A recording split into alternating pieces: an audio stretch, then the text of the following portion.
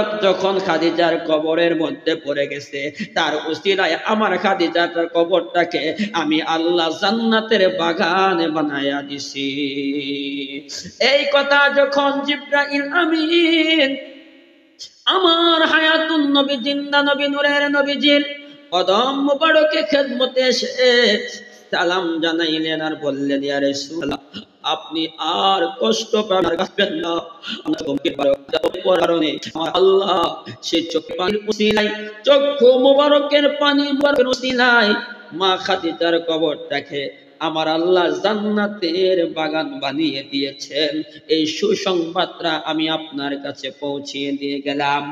আমার নবীজি আল্লাহর দরবারে ফরিয়াদ জানাইলেন, আল্লাহ, আমার খাদিজা আমাকে এত ভালোবাসতেন, আমি তারে রেখে গেলাম। এই জন্য বাবা, নবীজির প্রেমে যদি কেউ পাগল হয়, নবীরে যদি কেউ ভালোবাসে, ওই পাগলা আর সাধারণ থাকে না।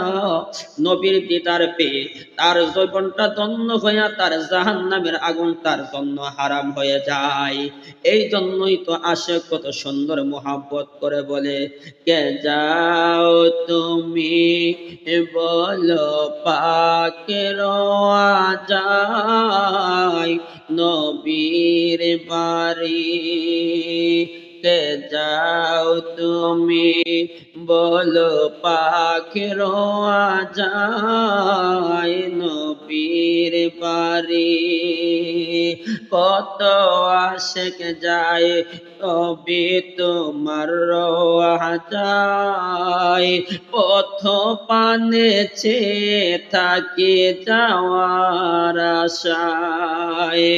বলো তুমি বলো আমারে, বলো তুমি বলো আমারে, আর কত দেরি নবীর বাড়ি।